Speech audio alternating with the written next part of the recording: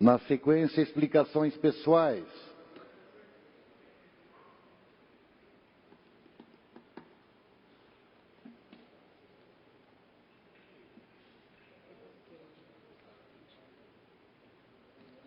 Deputado Kennedy Nunes, na sequência, o deputado Mário Marcondes.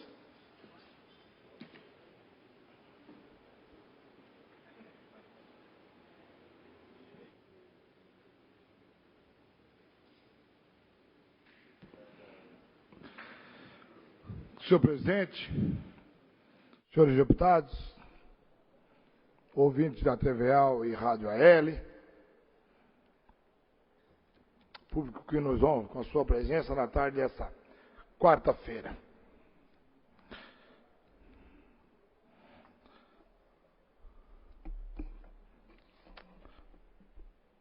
Na semana passada, nesta tribuna, foi requentada a ideia já batida e superada sobre a não validade do impeachment da ex-presidente Dilma.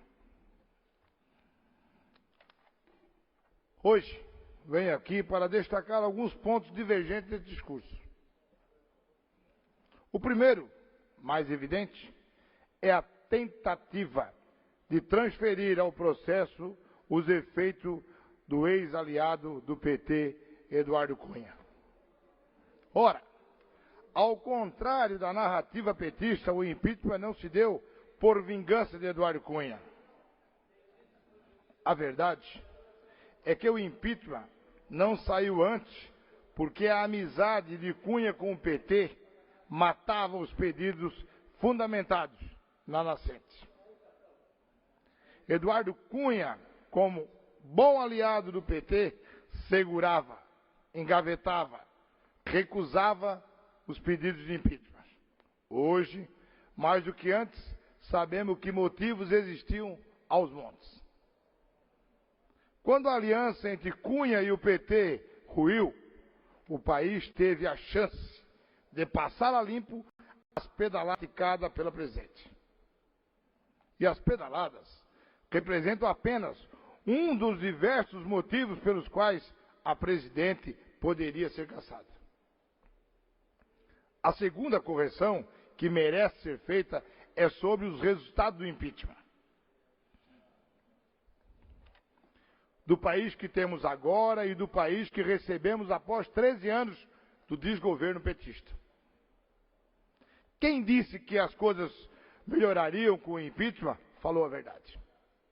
A Bolsa subiu 19%, o dólar caiu 11%, o risco Brasil caiu 31% e a taxa Selic saiu de 14,25% para 11,25%. É importante lembrar, o país vai acumular 6 anos de contas públicas no vermelho. 6 anos. Considerada toda a série de déficits do Brasil, terá acumulado perda superior a 630 bilhões ao longo desses 6 anos.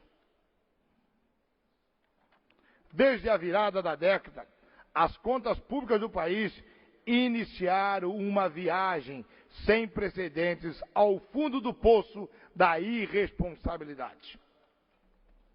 Nos últimos 3 anos, emburacaram de vez e ainda demorarão muito para voltar à superfície. Não há mágica, nem batalha retórica que dê jeito. Desde 2014, quando o governo petista, abre aspas, fez o diabo para reeleger Dilma Rousseff, o governo brasileiro torra mais do que arrecada. Quebrou. No triênio, o déficit acumulado somou 299,5 bilhões. Mas ainda vai aumentar mais. Muito mais. Há 3 semanas, o governo anunciou a revisão da meta fiscal 2018. Número que consta do projeto de lei de diretriz orçamentária, a LDO, para o próximo ano. O rombo oficialmente admitido subiu de 79 bilhões para 129 bilhões, equivalente a 1,8 bilhões do PIB. Não vai parar por aí. As contas públicas ainda conviverão com o vermelho petista até a virada da década. Em 2019, espera-se novo buraco, desta vez 65 bilhões de reais.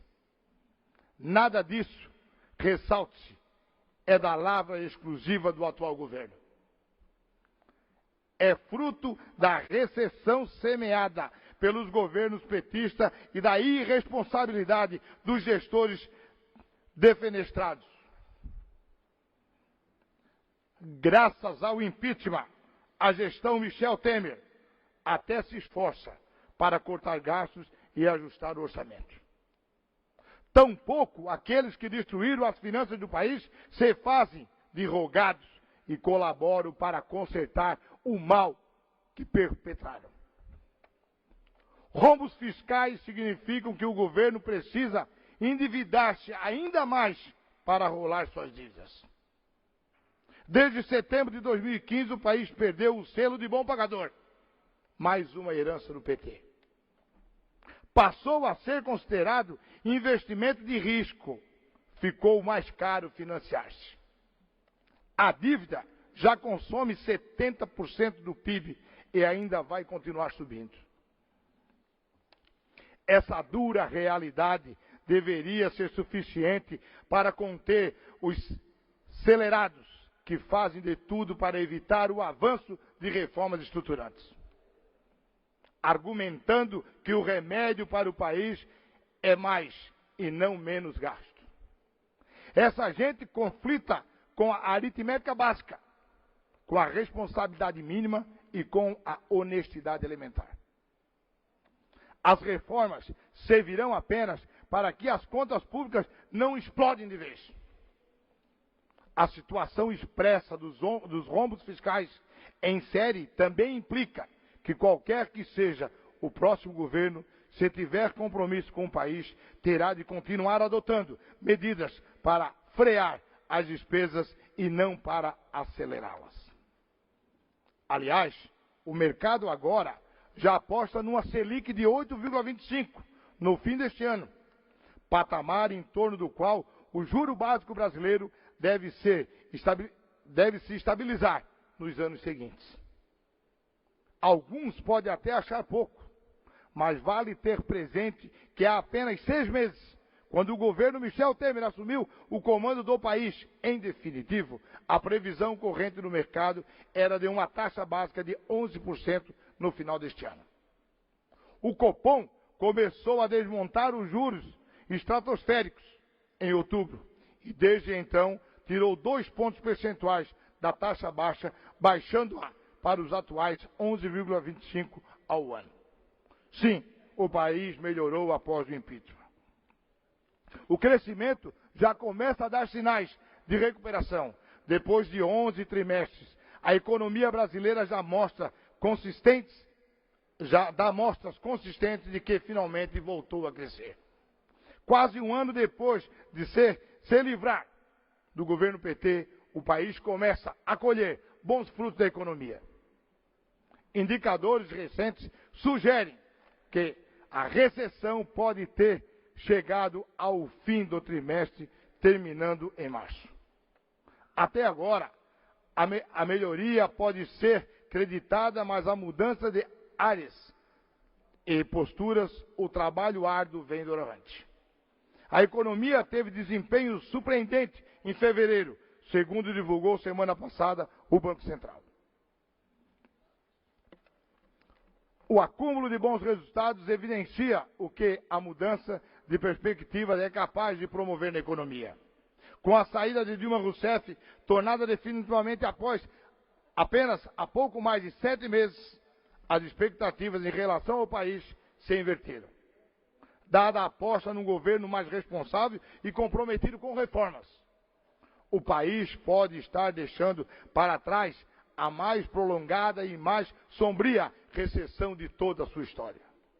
Foram 11 trimestres ou quase 3 anos com a economia diminuindo, o desemprego aumentando, o que ainda não cessou, e a população empobrecendo. Parece que finalmente estamos virando esta página, mal escrita pelo PT. Será lento, será gradual, mas já começou. Mas podemos dar mais um minuto, senhora presidente. Deputado Mário Marcondes. Mas e o emprego? O emprego, como sabe qualquer economista, é o último fundamento a ter melhora depois de uma grave depressão como o que vivemos. O legado do PT foi de mais de 12 bilhões de desempregados. E não houve greve geral chamada por conta disso.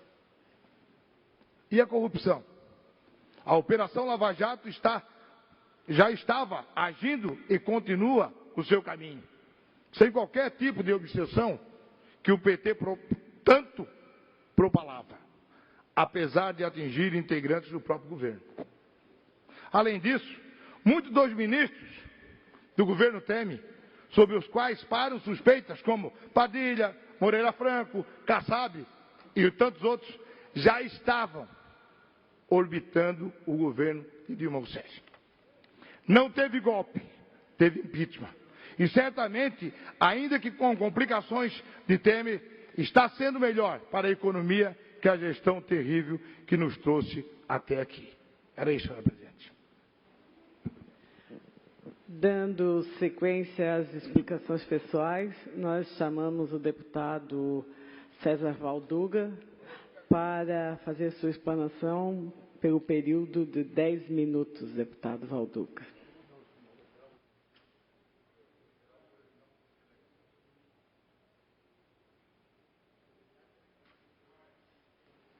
Cumprimentar Vossa Excelência, cumprimentar todos os senhores deputadas e os deputados aqui que se encontram, deputado Luciano Caminati, deputado Cleito Salvar. Gostaria, senhora presidente, de iniciar meu pronunciamento nessa tarde, citando uma frase destacada da coluna do Cassiano Paludo, do jornal Folha de Chapecó de hoje, que diz: o grande erro é acreditar que a reforma vai gerar emprego. Isso não é verdade. Lei nenhuma gera emprego. Isso é conversa fiada. É o crescimento que gera emprego. É o crescimento. E essa frase não foi dita por alguém do meu partido, do PCdoB, ou de algum partido do campo da esquerda, mas pelo deputado federal Esperidião Amin, que já foi governador e senador da República e apresentou seu voto contrário à proposta da reforma da Previdência de Temer na semana passada.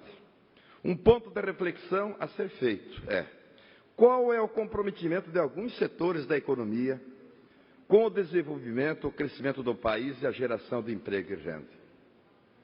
Durante o governo Lula, e em especial aos mandatos da presidente Dilma, foram desenvolvidos intensos processos de desoneração do setor produtivo nacional. Isso é bom lembrar. E esta casa, nesse mesmo período, também o fez. O que foi o PRODEC? O que foi o Programa de Desenvolvimento da Empresa Catarinense, que visava conceder incentivo fiscal para a implantação ou expansão da produção visando a geração de emprego e renda? E quais foram os seus efeitos para a economia de Santa Catarina? A intenção com essas desonerações era ativar as engrenagens da economia e conter o desemprego e garantir o desenvolvimento. Um dos fatores que contribuiu com o agravamento dos efeitos da crise econômica nesse período foi a decisão de boa parte do setor produtivo em não reinvestir o dinheiro das desonerações, de entender aquele dinheiro apenas como crescimento, como incremento de lucro, e uma política de governo sem função social. Boa parte do empresariado, ao invés de reinvestir o dinheiro das desonerações da produção, entesourou e investiu, deputada Luciana, em especulação. Guardou no colchão, rompeu com o compromisso de fazer a roda da economia girar. A reforma trabalhista tem sido tratada como modernização, como o caminho único para todos os problemas da nação. É isso que está se pregando.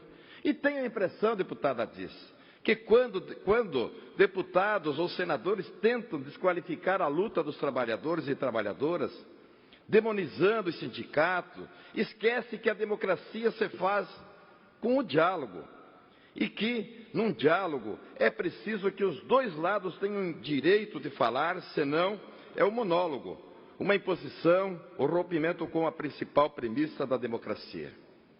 A construção do estado de bem-estar social em países admirados em todo o mundo, como Noruega, Suécia, são fruto do saudável confronto de posições entre os órgãos de representação trabalhistas e patronais. Há uma falta de acerto no argumento de que nosso país tem excesso de sindicatos. Ontem mesmo vi isso. Mas, considerando as especificidades regionais e o caráter continental de nossa nação, o Brasil adota o modelo diluído de organização com pequenos sindicatos que atendem trabalhadores e trabalhadoras conforme as demandas das especificidades produtivas de cada estado ou região. Assim também o faz o patronato. A parte patronal também assim o faz. Só no ramo do comércio de bens, serviços e turismo, existem 1.042 sindicatos patronais. Porém, se organizam em 34 confederações patronais. Há de se considerar um modelo espanhol, argentino, português e inglês, onde trabalhadores ou patrões se organizam em grandes sindicatos nacionais e onde as mobilizações são muito mais intensas. Vejo as notícias que nos chegaram de todo o mundo pela passagem do Dia do Trabalhador. Onde quer que o governo sinalizou para romper com o estado de bem-estar social, teve milhares de pessoas nas ruas. Por fim, quero aqui apontar o perigo de deslegitimarmos a liberdade de organização, sejam quais forem, e mais, de criminalizar essas instituições vitais para as conquistas de direitos. Tempos atrás, ouvi de um sacerdote de uma religião de matriz africana que ele era completamente contra os ataques que as igrejas evangélicas sofriam, com restrições de horário, de culto, de perseguição, com argumentos como volume de som, e etc. E ele explicou que, se o povo das religiões africanas se omitir em defender os direitos das demais religiões, ficarão sozinhos quando tentarem atacar os seus. Nesse sentido, quero lembrar do caráter democrático dessa instituição de onde falo, que é aqui na Assembleia Legislativa, que é o Parlamento Catarinense. É inimaginável que se imagine que nesta casa ou em qualquer outra seja defendida a restrição do direito de organização, seja política, religiosa ou também sindical. Ao defendermos o direito de livre organização e de seu financiamento, reafirmamos o caráter desta casa, que é a de agir segundo a democracia, respeitando o contraditório e dialogando, não articulando a aniquilização dessas instituições, desqualificando sua atuação ou impedindo sua atuação.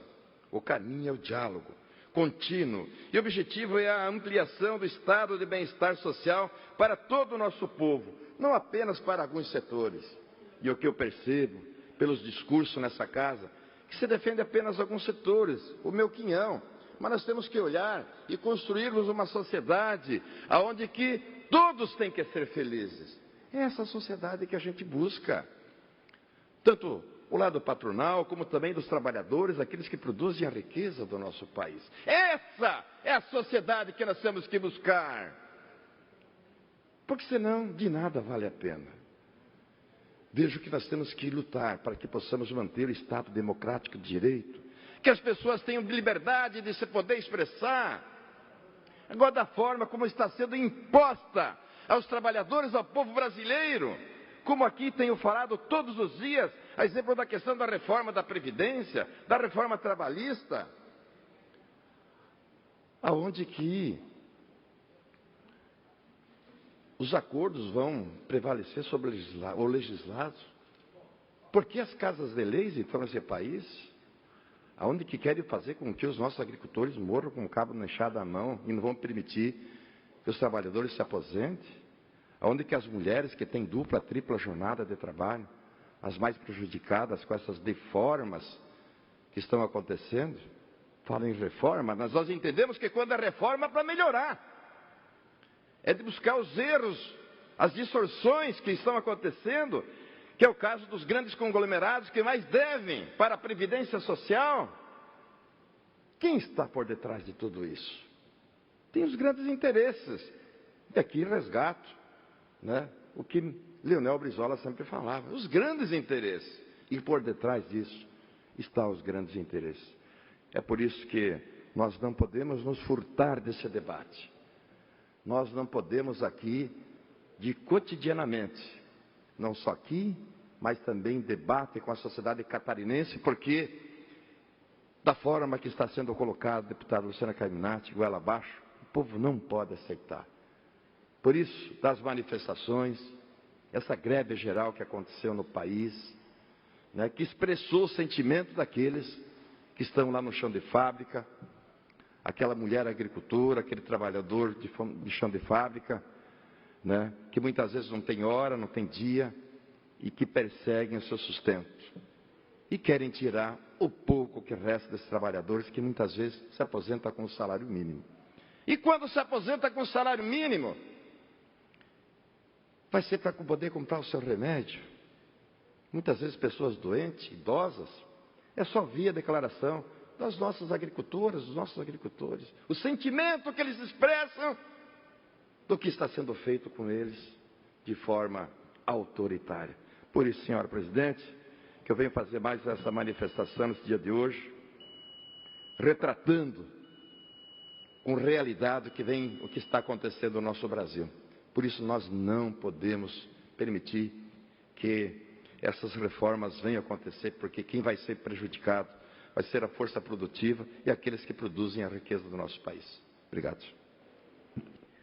Não havendo mais oradores inscritos, essa presidência, antes de encerrar essa sessão, convoca outra para o horário regimental de amanhã. Muito obrigada.